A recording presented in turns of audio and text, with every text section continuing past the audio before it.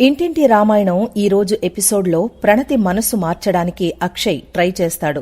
భరత్తో పెళ్లి గురించి ఓసారి ఆలోచించి నిర్ణయం తీసుకోమ్మా అంటూ అక్షయ్ చెప్తాడు. కాని అక్షయ్కి చెప్పుతో కొట్టినట్లు సమాధానమిస్తుంది ప్రణతి.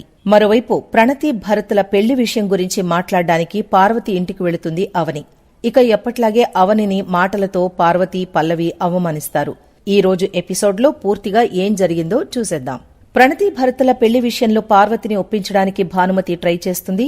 నీ అత్తగా చెబుతున్నా, నా మాట నువ్వు వినాల్సిందే, వాళ్ళిద్దరి పెళ్లి నువ్వే దగ్గరుండి చెయ్యాలి అని పార్వతిని శాసిస్తుంది భానుమతి.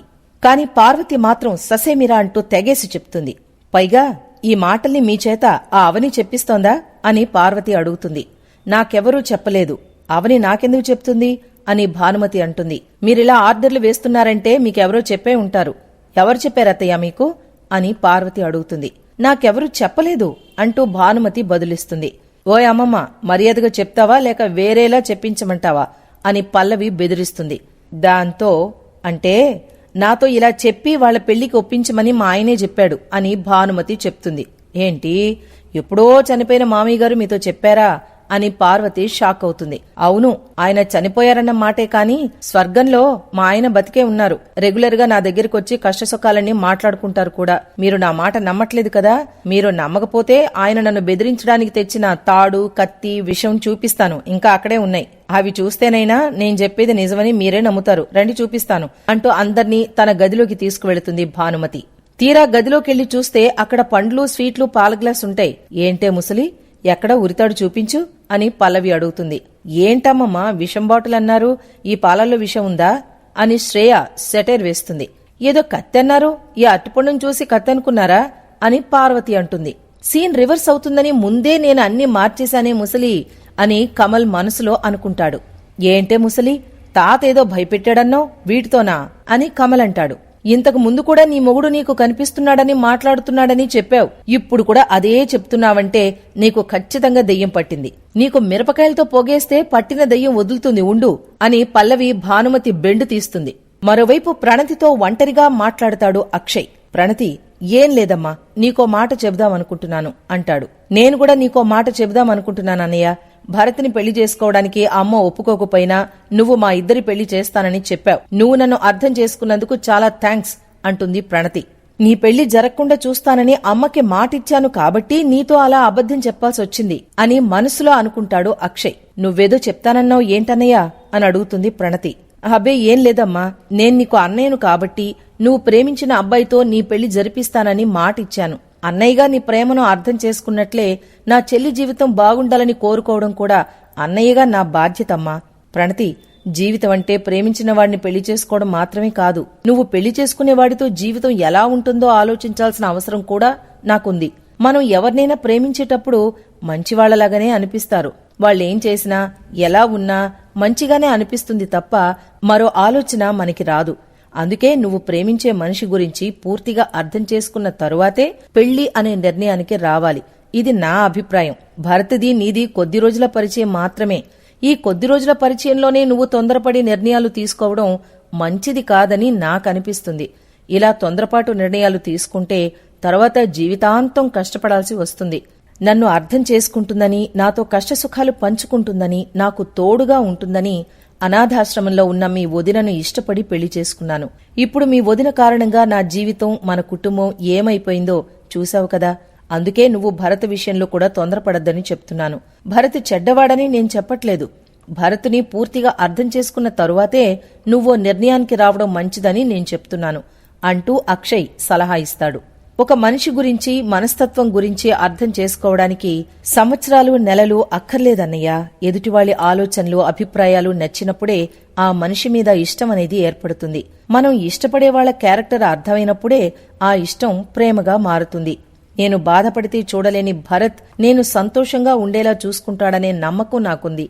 వదిన వల్ల మన ఫ్యామిలీ లైఫ్ ఇలా అయిపోయిందని అంటున్నావు. వదిన్ని సరిగ్గా అర్థం చేసుకోకుండా అపార్థం చేసుకోవడం వల్లే ఇలాంటి సమస్యలన్నీ వచ్చాయన్నయ్య.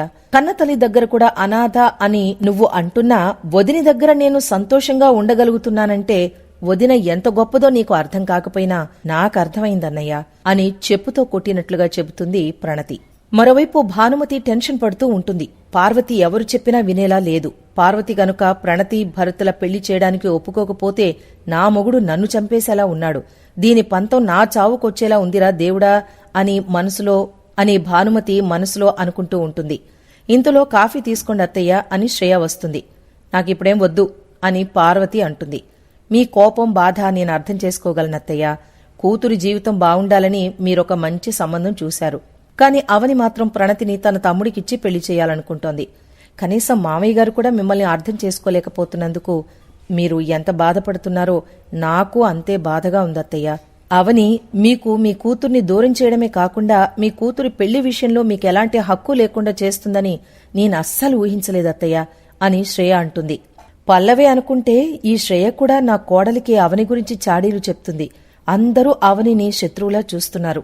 ఇక నా మాట ఎవరింటారు అని భానుమతి తిట్టుకుంటుంది. ఇంతలో పార్వతి ఇంటికి అవని వస్తుంది. అవనిని చూడగానే వదినారా కూర్చో వదినా అంటూ కమల్ శ్రీకర్ స్వాగతం పలుకుతారు. పార్వతి మాత్రం ఎందుకొచ్చావ్, నీకిక్కడేం పని అంటూ కసురుకుంటుంది. అలా అంటావేంటమ్మా, ఇది వదిన ఇల్లు. తన ఇంటికి తనొస్తే ఎందుకంటావేంటి? అవునమ్మా, వదిన తనింటికొస్తే తప్పేంటి అని కమల్ శ్రీకర్ అంటారు. మీ వదిన కారణం లేకుండా ఎక్కడికి రాదు, కారణం లేకుండా ఏది చెయ్యదు. ఆవిడ ఏం చేసినా తనకు ఉపయోగపడేది, ఎదుటివారికి నష్టం కలిగించేదే చేస్తుంది. ఆ విషయం నాకు బాగా తెలుసు అంటుంది పార్వతి. వదిన ఎవ్వర్నీ కష్టపెట్టే నష్టపెట్టే పనులు ఏం చెయ్యదు అంటారు కమల్ శ్రీకర్. నోరు మూస్తారా లేదా? ఈవిడికి భజన చేయడం తప్ప మీకింకేం చేత కాదా? అంత గొడవ జరిగిన తర్వాత కూడా మీ అమ్మైనా నా గురించి ఆలోచించకుండా మీ వదిన్ని సమర్థించడానికి సిగ్గనిపించడం లేదా మీకు అని పార్వతి ఫైర్ అవుతుంది. నిన్ను చూస్తుంటే ఒళ్లంతా కంపరంగా ఉంది, ముందు వెళ్ళిక్కడి నుంచి అని అవనితో అంటుంది పార్వతి. ఇంతలో భానుమతి మధ్యలో మాట్లాడుతుంది. పార్వతి, ఇంటికొచ్చిన మనిషిని పలకరించకపోతే పోయావు, పొమ్మంటున్నావేంటి పార్వతి అని భానుమతి అంటుంది. నా కూతురు నా మాట వినకుండా చేయడమే కాకుండా అందరిలో నా పరువు తీసి నన్ను అవమానించిన దాన్ని సత్కరించాలని చెబుతున్నారా అత్తయ్య? మాట వినేదానివైతే పొమ్మన్నా కూడా సిగ్గు లేకుండా నా ముందు నిలబడేదానివి కాదు అంటుంది పార్వతి. ఆగండత్తయ్య, నేను మీతో ప్రణతి భరతుల పెళ్లి గురించి మాట్లాడ్డానికే వచ్చాను అంటుంది అవని. నువ్వు ఏం చెప్పదలుచుకున్నా నేను వినను. నా కూతురు ఎవరినో నమ్మి మోసపోవడానికి నువ్వే కారణం. నా కూతురు వాణ్ణి ప్రేమించి గర్భవతి కావడానికి నువ్వే కారణం. నా కూతురు చనిపోవాలని అనుకోవడానికి కూడా నువ్వే కారణం అని పార్వతి నోరు పారేసుకుంటుంది. అమ్మా, చెల్లెలు చనిపోకుండా వదిని కాపాడింది. ఈరోజు ప్రణతి చనిపోకుండా బతికుందంటే దానికి వదినే కారణం. అది అర్థం చేసుకోకుండా అన్నిటికీ వదినే కారణం అంటావేంటి అని శ్రీకర్ అంటాడు. అర్థం చేసుకోవాల్సింది నేను కాదురా, మీరు. ప్రణతిని ప్రేమించిన అబ్బాయే వాళ్ల ప్రేమని చెడగొట్టింది. చంపేస్తానని బెదిరించి పారిపోయేలా చేసింది మీ వదినే అని చెప్పాడు కదా, అది మీకు అర్థం కావడం లేదా అని పార్వతి అంటుంది. వాడు చెప్పింది అబద్ధమమ్మా, వదిన అలాంటి పని ఎప్పుడు చేయదు అంటాడు శ్రీకర్. అంటే ప్రపంచంలో మీ వదిన తప్ప అందరూ మోసగాళ్లేనా, తప్పుడు మనుషులేనా? చూడు, ఆ రోజు నువ్వు చెప్పింది నిజమా, వాడు చెప్పింది నిజమా అన్నది నాకనవసరం. నా కూతుర్ని నీ తమ్ముడికిచ్చి పెళ్లి చేయడం నాకిష్టం లేదు. విన్నావుగా, వెళ్ళింకా అంటుంది పార్వతి. అత్తయ్య, నా తమ్ముడికి ఉద్యోగం లేదు, వాడికి ఎవరూ లేరు అని ప్రణతిని వాడికిచ్చి పెళ్లి చేయడానికి మీరెవరూ ఇష్టపడ్డం లేదు, అంతే కదా? ఇప్పుడు నా భర్త నన్ను పోషించట్లేదు. అత్తారింట్లో కోడలిగా నాకు స్థానం లేదు. నేను నాది నా కుటుంబం అనుకున్న చోటే నేనుండట్లేదు. నాకు నా తల్లిదండ్రుల అండలేదు, అత్తవారి అభిమానం లేదు, భర్త తోడు లేదు. ఏమున్నా లేకపోయినా ఎవరున్నా లేకపోయినా ఆడదాన్నైనా నేను బతకగా లేంది మగాడైన నా తమ్ముడు బతకలేడని, తన భార్యని పోషించలేడని మీరెలా అనుకుంటారు అని అవని అంటుంది. ఇంతలో క్లాప్స్ కొడుతూ పల్లవి వస్తుంది. నీ తెలివితేటలతోనూ మాటల గారడీతోనూ అత్తయ్య మనసు మార్చడానికి బాగానే ట్రై చేస్తున్నావు అని అంటుంది. పల్లవి, ఎక్కువగా మాట్లాడకు అని కమల్ ఫైర్ అవుతాడు.